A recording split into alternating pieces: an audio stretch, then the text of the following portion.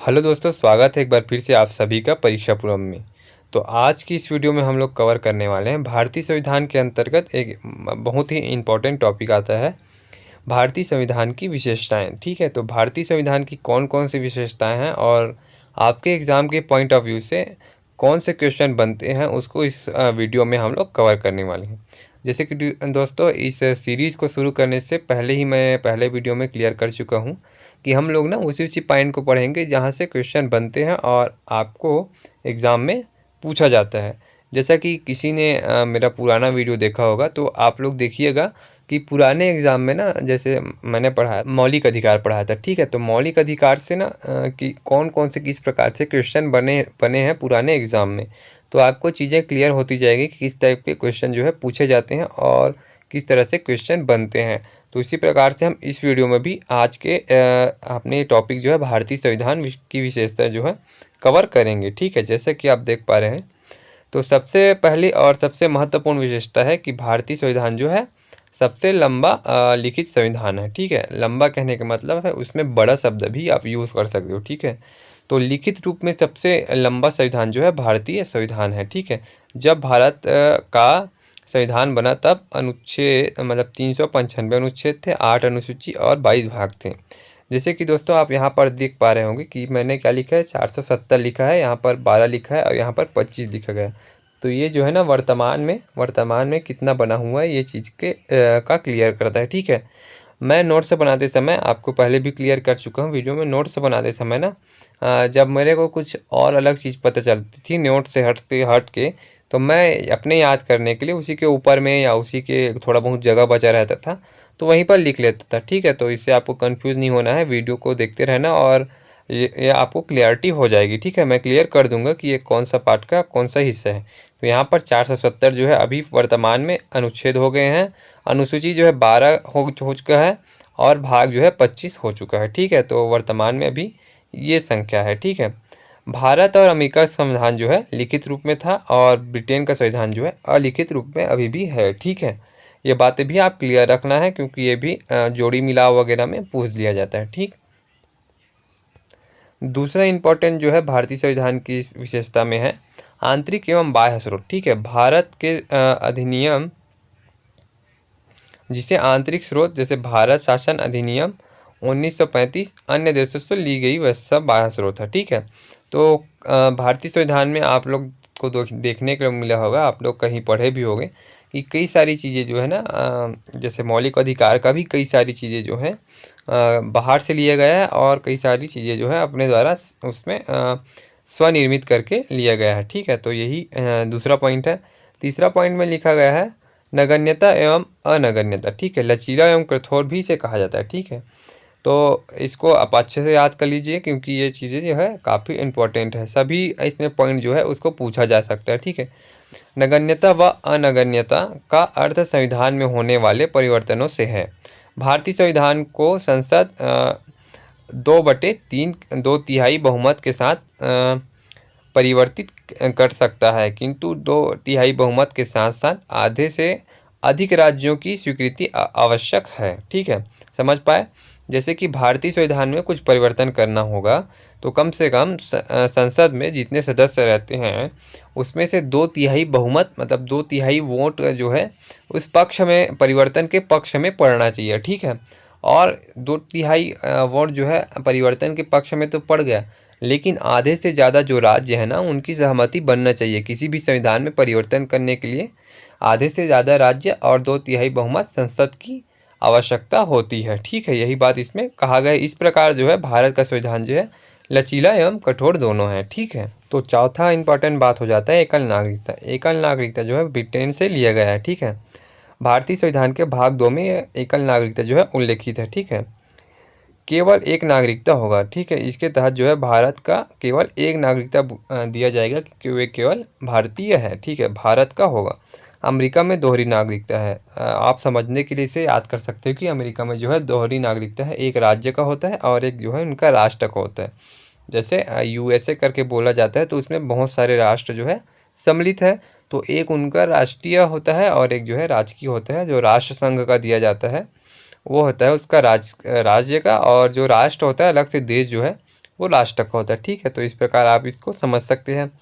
पांचवा जो इसमें इम्पोर्टेंट टॉपिक है, इम्पोर्टेंट बात बताया गया है मौलिक अधिकार। ठीक है, ये चीज़ तो हम लोग पढ़ ही चुके हैं और संविधान के तीसरे भाग में है और 12 से 35 अनुच्छेद के मध्य ठीक है मध्य में स्थित है। प्रारंभ में 7 थी किंतु अब ये जो है 6 थी। इसको तो विस्तार पूर्वक हम लोग पहले ही वीडियो में कवर कर चुके हैं। ठीक है, अब यहाँ पे कुछ इंपॉर्टेंट टॉपिक लिखा गया है, उसको आप जो है आप नोट कर सकते हैं या अंत में नोट कर लीजिएगा, लेकिन मैंने जहाँ नोट किया था वहीं पे आपको एक्सप्लेन कर देता हूँ। भारतीय संविधान निर्माण करने का प्रस्ताव जो है क्रिप्स मिशन के द्वारा दिया गया था। ठीक है, तो सबसे पहले भारतीय संविधान का निर्माण करने का प्रस्ताव किसके द्वारा दिया गया था?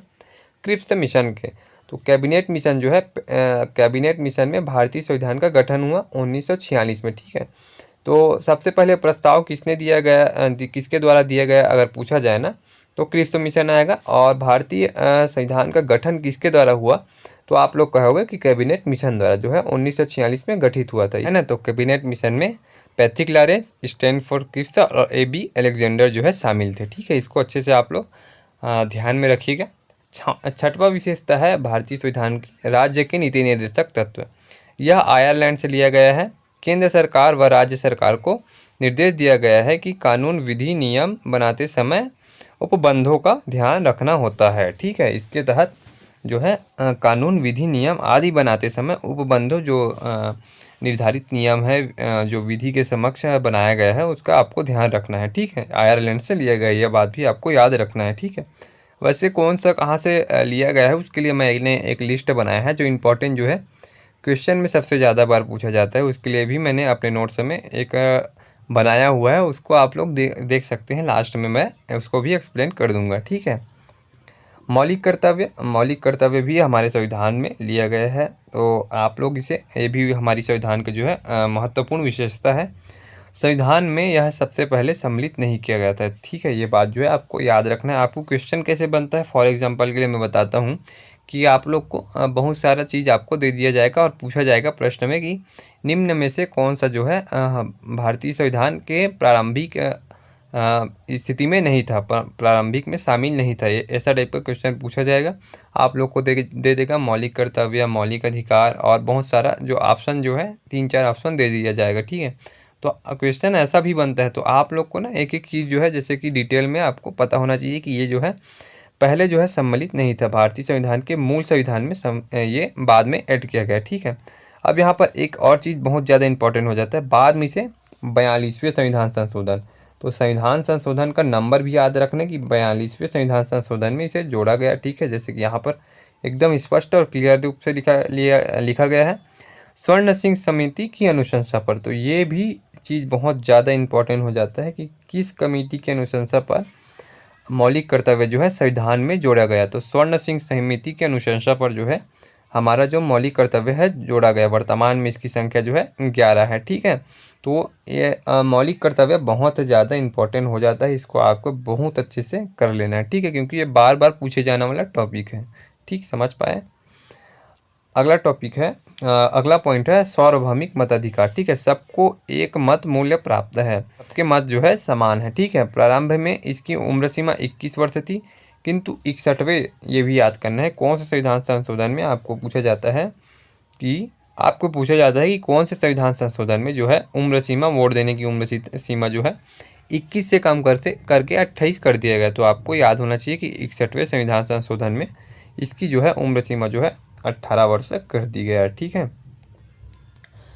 9वां विशेषता हो जाता है स्वतंत्र एवं निष्पक्ष न्यायपालिका। ठीक है, इसे अमेरिका से लिया गया है, अमेरिका से इसे लिया गया है। ठीक है, ये बात आपको याद रखना है। न्यायपालिका स्वतंत्र निकाय है, किसी के अधीन नहीं है। न्यायपालिका जो है सरकार के अंदर रह के काम नहीं करेगा या किसी विभाग के अंदर रह के काम नहीं करेगा, ये स्वतंत्र निकाय है, किसी के दबाव में काम नहीं करेगा। और न्यायपालिका जो है एक स्वतंत्र एक कार्य पद्धति के रूप में कार्य करेगा। ठीक है, अब देख लेते हैं कि किस प्रकार रहता है। जैसे कि मैं थोड़ा सा एक्सप्लेन किया था पुराने वीडियो में, इसमें अच्छे से एक्सप्लेन हो जाएगा। इसको क्रमिक न्यायपालिका भी कहा जाता है और इकहरी न्यायपालिका भी कहा जाता है। तो इसको याद कर लेना है क्योंकि ये शब्द आ गया आपके एग्ज़ाम में, तो आपको कंफ्यूज नहीं होना है कि ये चीज़ तो मैंने पहली बार देखा या पहली बार सुना। तो क्रमिक न्यायपालिका भी कहा जाता है इस व्यवस्था को, और एक हरी न्यायपालिका भी कहा जाता है। ठीक है, तो सबसे ऊपर सुप्रीम कोर्ट होता है जो दिल्ली में है, और उसके नीचे जो है हाई कोर्ट होता है। तो हर राज्य का ना एक एक हाई कोर्ट होता है, जैसे कि हमारे छत्तीसगढ़ का हाई कोर्ट कहाँ है, बिलासपुर में है। उसी प्रकार डिस्ट्रिक्ट कोर्ट जिसे सत्र न्यायालय भी कहा जाता है वो प्रत्येक जिला में होता है।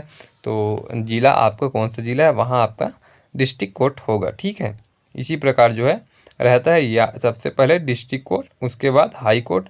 पहले आप डिस्ट्रिक्ट कोर्ट में कोई याचिका लगाओगे, डिस्ट्रिक्ट कोर्ट में आप संतुष्ट नहीं हो इसके निर्णय से, तो आप हाई कोर्ट भी जा सकते हो। हाई कोर्ट के निर्णय से आप संतुष्ट नहीं होते तो आप सुप्रीम कोर्ट में भी अपील कर सकते हो। तो इस प्रकार ये क्रमिक व्यवस्था चलती रहती है। ठीक है, 10वां जो इसमें पॉइंट है, संसदीय शासन प्रणाली। ठीक है, ब्रिटेन से लिया गया है यह, लोकसभा प्लस राज्यसभा प्लस राष्ट्रपति। तो संसद हमारा किससे बनता है, लोकसभा, राष्ट्रसभा। तो संसद हमारा संसद के महत्वपूर्ण अंग है, लोकसभा, राज्यसभा और राष्ट्रपति। तो इन तीनों से हमारा मिलकर जो है क्या बनता है, संसद बनता है। ठीक है, ब्रिटेन से लिया तो यहाँ पर संसद के माध्यम से शासन जो है संचालित होता है। तो आप लोगों ने देखा ही होगा, कोई भी जो महत्वपूर्ण फैसले लेने होते हैं तो संसद के माध्यम से ही हर चीज़ जो है क्रियान्वयन होता है सरकार के कार्यक्रमों का, और बहुत सारी चीज़ों का कि इस वर्ष क्या होना है, जैसे कि बजट वगैरह पेश करना है, किसी चीज़ में संशोधित करना है, तो ये सब डिस्कशन जो है संसद में ही होता है। और संसद के सबसे महत्वपूर्ण 3 अंग होते हैं, लोकसभा, राज्यसभा और राष्ट्रपति। ये तीनों आपको याद करके चलना है। ठीक है, आगे आने वाले वीडियो में हम लोग इसको भी विस्तार पूर्वक पढ़ेंगे। ठीक है, देख लेते हैं, इसमें कुछ इंपॉर्टेंट चीज़ें मैं लिख के रखा हूँ, इसको भी देख लेते हैं। तो इसमें एक इम्पॉर्टेंट टॉपिक है संविधान सभा सदस्यों का चुनाव किसके द्वारा होता है, तो प्रांतीय सभाओं के द्वारा जो है इसका चुनाव संपन्न किया जाता है। ठीक है, एक और बहुत ज़्यादा सबसे ज़्यादा इम्पोर्टेंट क्वेश्चन बन जाता है कि संविधान सभा की प्रथम बैठक की अध्यक्षता किसने की, तो डॉक्टर सच्चिदानंद ने की। इसके 2 दिन पश्चात जो है स्थायी अध्यक्ष के रूप में डॉक्टर राजेंद्र प्रसाद जो है चुन लिए गए। ठीक है, तो इसका एक ये था कि सबसे पहले जब संविधान सभा में जो बैठक हुई ना, तो वहाँ पर वोट वगैरह नहीं कराया गया था। ठीक है, तो उसमें ये हुआ था कि जो सबसे ज़्यादा एज के एक्सपीरियंस वाले व्यक्ति थे, मतलब जो सबसे ज़्यादा एजेड व्यक्ति थे, उसको फ़िलहाल के लिए अध्यक्ष चुन लिया जाता है करके चुना गया था। तो डॉक्टर सच्चिदानंद सिन्हा जो थे वो उस समय सबसे ज़्यादा एजेड व्यक्ति थे, तो उसको ना 2 दिन के लिए चुन लिया गया। फिर 2 दिन के बाद जो है वोटिंग हुई और राजेंद्र प्रसाद को जो है संविधान सभा के अध्यक्ष के रूप में चुन लिया गया। तो सबसे पहले आपको क्वेश्चन में पूछा जाए कि संविधान सभा की प्रथम बैठक की अध्यक्षता किसने की, तो आपको डॉक्टर सच्चिदानंद सिन्हा बताना है। ठीक है, 11वां जो है इसकी विशेषता है त्रिस्तरीय शासन। तो भारत विश्व का एकमात्र ऐसा देश है जहाँ त्रिस्तरीय शासन है। ठीक है, केंद्र शासन है, राज्य शासन है, उसके बाद नगर पालिका और ग्राम पंचायत है। ठीक है, तो बाकी जगह ना केंद्र शासन होता है, उसके बाद राज्य शासन होता है, नगर पालिका, ग्राम पंचायत, ऐसे टाइप का कुछ नहीं देखने को मिलता है, जो कि भारत की सबसे महत्वपूर्ण विशेषता होती है कि त्रिस्तरीय शासन व्यवस्था देखने को मिलती है। केंद्र शासन, राज्य शासन और नगर पालिका या ग्राम पंचायत के रूप में जो है व्यवस्थित की गई है। ठीक है, 12वां जो है महत्वपूर्ण जो है विशेषता संविधान की देखने को मिलता है, पंथ निरपेक्षता। ठीक है, भारत देश का कोई धर्म नहीं होगा, धर्म व्यक्ति का होगा। ठीक है, क्लियर रूप से इसमें मेंशन कर दिया गया है भारत के संविधान में, प्रथम भाग में इसको स्पष्ट रूप से कर दिया गया है कि भारत जो है भारत देश का कोई धर्म नहीं होगा, यहाँ पर जो व्यक्ति बसते हैं उनका धर्म होगा पर्सनली। ठीक है, तो ये चीज़ भी आपको क्लियर रखते हुए चलना है। संविधान सभा की पहली बैठक जो है 9 दिसंबर जो 1946 में हुई थी। ठीक है, तो इसको भी आप याद कर लो। पहली शब्द जहाँ पर लग गए ना इम्पोर्टेंट हो जाता है। ठीक है, कोई भी टॉपिक में पहली शब्द जहाँ पर लग जाता है वो टॉपिक जो है काफ़ी इम्पोर्टेंट हो जाता है, तो आपको भी इसी प्रकार से याद करते हुए चलना है।